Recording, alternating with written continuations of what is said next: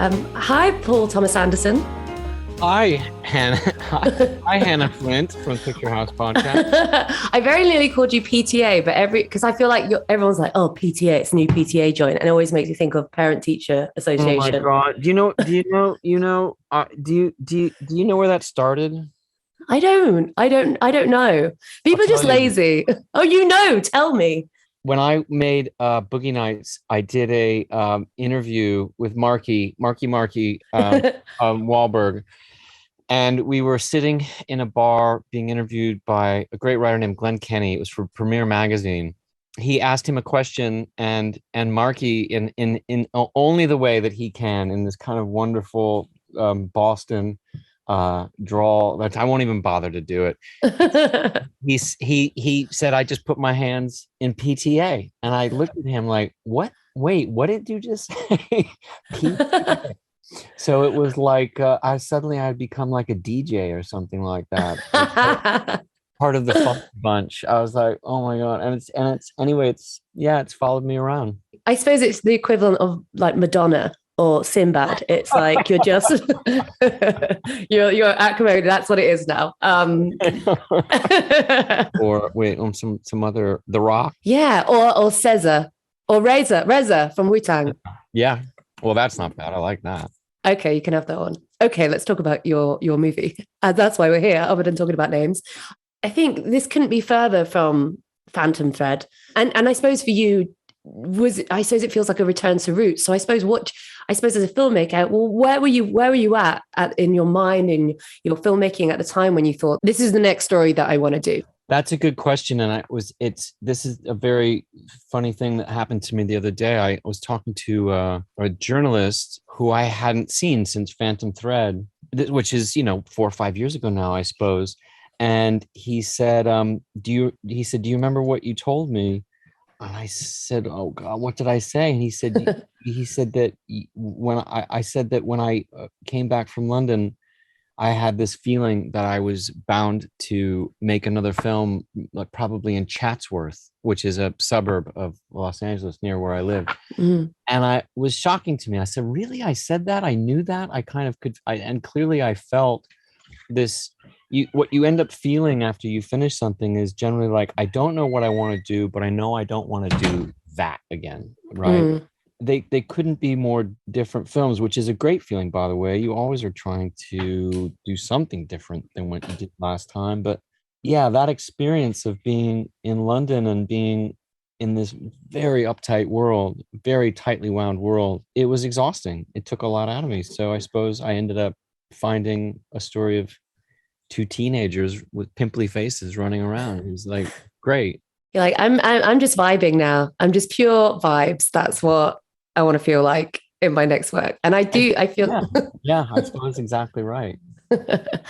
I saw this. I went to a BAFTA screening of this. You were there. Alana was there. Edith Bowman was hosting at Picture House Central. And it was so interesting, you talking about I wouldn't call it a meet cute, but like the connection between your family and you and Alana's family. And I wonder if you could just, we don't have as much time as we had at the Picture House Central for that Q&A, but I thought it was really interesting the fact that you had a connection to Alana's mother, and then obviously, loving their work and the connection later, doing music videos. So can you tell me a little bit more about, I suppose, how that kind of all happened, the magic of it?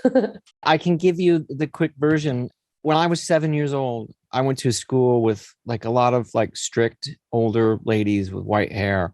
And I had one teacher that had beautiful flowing hair, and she would pull out her guitar and she would teach us how to paint. Cut to many, many, many, many, many, many, many years later, I would think about her all the time. I would think about her at least, once every couple months. And somewhere around 2012, I heard this band on the radio called Haim, and you get one of those feelings that goes beyond, oh, I like this song. It went to one of these deep connections. Like, I don't know what it is, but I know these girls. I know them somehow.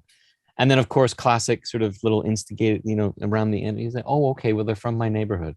And then we met, and they go, our mom was your art teacher. You kind of get hit with this bolt of lightning. You think, well, the world is weird, isn't it? I said, what's her name? Barbara Rose. And I went into my son's bedroom. I found these paintings that I did that I'd held on to for 40 plus years. She meant that much to me. So it's kind of in a weird way, getting together with them was like reuniting with somebody that you'd lost, Mm. that you didn't even know that you'd lost. I think it's quite lovely that because it kind of the feel of the film is quite nostalgic, and obviously you're looking back and then you're kind of having that connection through Alana. She's playing a version of herself. I love how much Haim representation there is in this movie. I could have had more, I'm not going to lie. Estee for best supporting actress, maybe. Looking back at that time, getting into nostalgia of it, like, was it something, I suppose, that connecting, because I know Gary Getzman's obviously was an inspirational story, but funneling that into like a one story, were you kind of piecing together bits from your history, your recent life living in like kind of LA, but also all these different, I suppose, like touchstones in your life to kind of create this quite beautifully lovely, magical, nostalgic film? Yeah, it's odd when you talk about Phantom Thread coming from creating that story, which I had to, nothing was at my fingertips. I had to learn everything I could about how you make a dress, right? Mm, About British fashion in the 1940s and 50s and back even further, right? It's amazing to have a job like that and be able to do that. Okay, so cut to this situation where I'm basing a film on a story of my friend's life. Had a waterbed company, ran up and down Ventura Boulevard, lived right around the corner from where I lived. And it's the exact opposite, that although he was 10 years older than me, I knew this world so intimately. It was able to be right at my fingertips to answer any of the questions that were you needed to figure out. Well, where would they go to dinner? Where would they go to lunch? How did they get there? What high school did they go to? What kind of bikes did they ride? So when you're working like that and you're accessing your own memory, it's a wonderful rush. I mean, mm, it's a great feeling. It gets you in a time machine back to your own youth, which can do a number on your head. It's actually can be quite melancholy. It can be quite invigorating. The funny thing is about nostalgia, I think it's kind of come up with this is it's so easy for us to look back, particularly whenever your adolescence was, with a lot of joy and a lot of you end up getting kind of cranky about it when you say, oh, back in my day, dot dot dot, this. But as we know, it's a dangerous thing because we all, as the film tries to point out, well, it might be wonderful and sunny, and it's also quite a different time in terms of many many things without giving too much away for the plot. mm, But you sort of start to realize that things are better. They're more complicated for sure, but if you're a closeted politician, your life's a hell of a lot better now than it was then. yeah. You can get fired from your job for being gay. I mean, we've come a long way. So dangerous to look back too much, but it can be fun. It's at least looking at the good parts. As someone who got into film because you love it, and you've got your favorites from the past, and I feel like we're seeing a lot of, I suppose, filmmakers looking to the past and kind of, as you said, kind of like the golden age. And obviously it's got this entertainment through line in this film with through Gary being a child actor, and got the kind of nods to the showbiz and celebrity world. What is it about looking back at the entertainment industry then and kind of exploring it behind the scenes that you think why it's so quite popular, especially for filmmakers to kind of explore it? Is it because it's the world that you didn't get to partake in, so it's your way to access it? Could be. I mean, it's a good question. I was just remembering when we made Boogie Nights and it came out. We couldn't believe that there was another movie that dealt with pornography. There was a movie called The People versus Larry Flint. I have a T-shirt for that. You I do, because my surname is Flint, but it's not spelt with a Y, it's spelt with an I. And when I was in LA, I got a T-shirt from Hustlers that said Larry Flint for Larry president. You need an in like Flint. I do need one. Yeah. I don't know. It's juicy territory. Show business movies have always made good films. Backstage dramas, backstage comedies. There's a long history of them. I suppose this story was great to me because it touched it here and there, but it didn't preoccupy itself with it. So it was that you were able to have a lot of nice details. Mhm. Of a child actor who's probably 18th on the call sheet, comes in for a few days, does a song and dance number, and then leaves. That's the interesting. Can be interesting is the auditions that these people go on. Not necessarily the beautiful glamour, that kind of stuff, but the more nuts and bolts reality of it all. And a story that takes place in the San Fernando Valley is going to be a lot less glamorous than a story that would take place in Beverly Hills or something like this, particularly at this time. I wanted to talk about, because I love Boogie Nights. And I think it's the first of your films I ever saw. My parents did not know that I had watched their VHS tape when I was younger.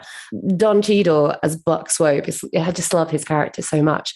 But I wanted to ask about, I suppose, casting for you. So I know you said recently you'd love to work with Denzel Washington, but I feel like, maybe you've thought about this, but a lot of the times it's quite white centric, a lot of your cast. And I wonder, especially in an LA film like this, like, what is it? What do you think about when you're doing casting, especially in your films? And I suppose, is there a reason why most of the leads have pretty much remained to be kind of white characters? Is it because of what you know? I'm quite interested in that part of it, because obviously I think you're a great filmmaker and you've done great characters, but people of color don't seem to be there too often or in too big a way. Yeah, you should tell that to my wife, who she always her and Chris Rock used to have a joke with me. They would say, "What are you working on?" And I'd say, "Well, it's this period piece," and they would say, "Worst thing you can say to a black actor, period piece." And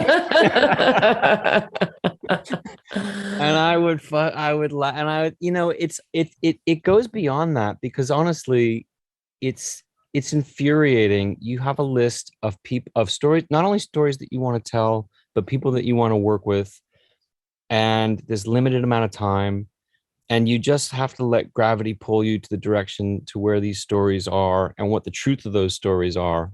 And it can end up being endlessly frustrating at the rate that I'm working. I think that there's stories that I'll never get out, or people that I'll never end up working with, but I'll keep trying. I'll keep attacking. I mean, working with Denzel I don't think I'm not going to be able to die until I do. So I'll figure that one out sooner rather than later, hopefully. Yeah, make sure he's the lead. Write him as lead, and Maya can be the second lead, because we need more. I always want more Maya. Well, thank you so much. Thank you, PTA. It's great to have you on. Thank you, In Like Flint. I appreciate it. Thank you so much. Have a good one.